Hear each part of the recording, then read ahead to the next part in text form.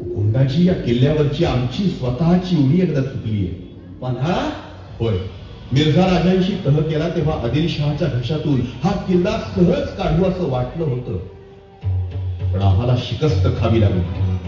हजारो मावळ्यांच्या रक्ता मांसाचा चिखल झाला आमच्या समोर.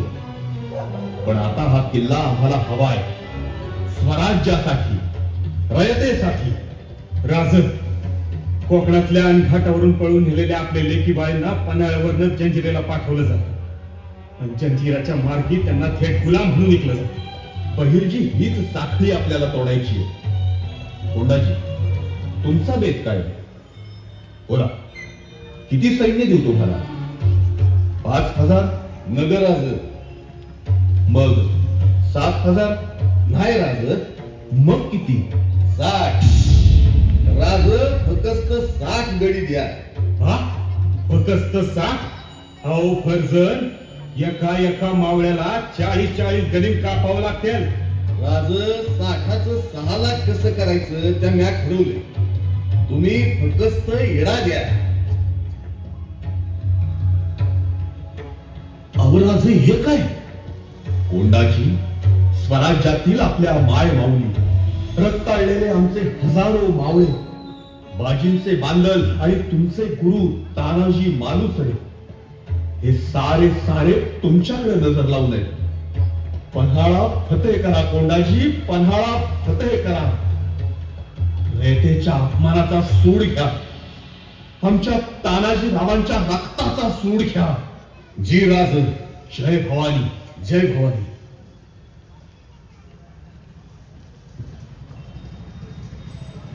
महाराज, मोहिमेच्या आधीच सोन्याचं कड? होय, मोहिमेच्या आधीच सोन्याचं कड म्हणजे अव्यवहारच. खरं आहे तुमचं पंत, पण पंत काय करावं? आमचं हे मन फार हळवं झालंय. हे आमचे सारे जीवलग आमच्या शब्दाखातर कोणतंही दिव्य करायला तयार होतात. जणू ते आमच्या समोर उभे असतात, ते एका हातात निखारा आणि दुसऱ्या हातात तुळशीपत्र घेऊनच. आणि मग कुणी आपल्या मुलाचं लग्न टाकतो आणि कोंढाण्याकडे धावतो. कुणी तोफांचे आवाज येईपर्यंत प्रत्यक्ष मृत्यूलाही खिंडीत रोखून धरतो. कुणी तुफानी दर्यात शौर्याचं वादळ घालतो, तर कुणी ऐन मोगलाई छावणीत बेधडक खुसून गोंधळ घालतो.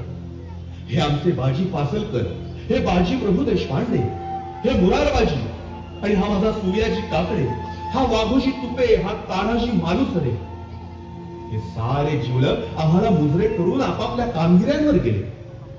पंत त्यांनी आपापल्या कामगिऱ्या फतेह केल्या, पण पंत ते आम्हाला भेटायला परत आलेच नाही. ते गेले, ते परस्परच गेले. साधी शाबासकीसाठीही त्यांची पाठ आम्हाला थोपटायला मिळाली नाही. पंत, आता कुणी असा मुजरा करून आमच्या समोरून ज्यावेळेस कामगिरीवर निघतो, तेव्हा आमचं काळीज गलबलतं. हा कोंढ्या म्हणजे माझा दुसरा तानाजी आहे. पन्हाळ्यासारखा बेरा तालेवार किल्ला हासिल करायला निघालाय हा कोंडाजी. आम्हाला खात्री आहे की हा कोंढ्या पन्हाळगड घेणार, हरगीज घेणार. पण पंत हा कोंडाजी आम्हाला भेटायला परत येईल ना? नाही, पंत, काय अभद्र बोलून गेलो आम्ही. आमचा कोंड्या नक्की परत येईल. त्या पन्हाळ्यावरती स्वराज्याचा झेंडा लावून परत येईल. आऊसाहेब, क्षमा करा आम्हाला. आम्हाला राहावलं नाही म्हणून मोहिमेच्या आधीच कोंड्याच्या हातात आम्ही सोन्याचं कड घातलं. आई जगदंबे, हा आमचा कोंड्या सुखरूप परत यावा म्हणून आम्ही तुझ्या चरणांची साकडं घालतोय. गोंधळाला ये आई, गोंधळाला ये.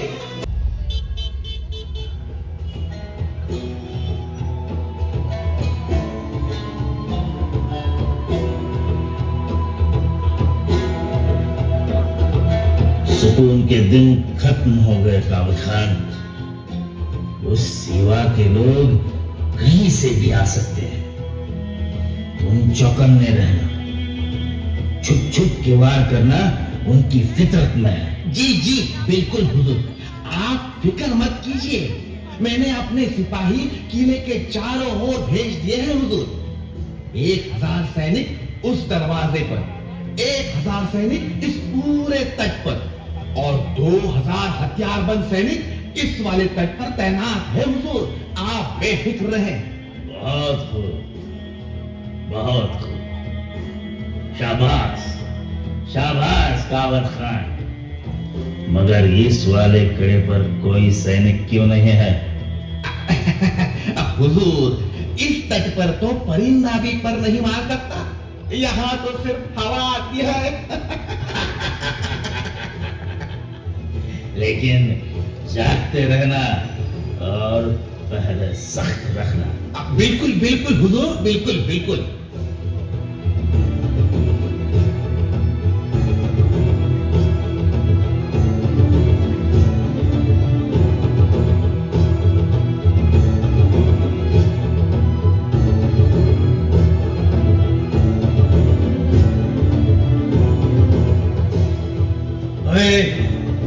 कोण आहे रे तू? इकडे काय करतोय? अहो नाही तुम्ही काय राहो फर्जन? अहो नाही का आले ती? काय फर्जन, कुठवर आली तयारी? अव नाईक, साठाचं 6 लाख कवा झाल्या, फक्त तुमचा निरोप यायची वाट बघतोय. कार गाड्यांनो. हा मग अव तुम्ही फक्त सांगा निघायचं कधी. लय दिस झालं तलवारीने रागात दिलं नाही बघा. मग यो बघा ना कशा पन्हाळ्याचा. त्या बेशक खानानं इकडं 1000 आणि त्या कड्यावर 3000 आणि या दरवाजावर 2000 सैनिक पाहायला लावल्या. आणि या काड्यावर फर्जन, बेशक खानाचं म्हणणं हाय इकडनं फक्त हवाच येते. हवा. अहो त्या मेष खानाला काय कळतं या? यो सह्याद्री आपला दोस्त आहे. मग नाही करायचा का गनिमी कावा?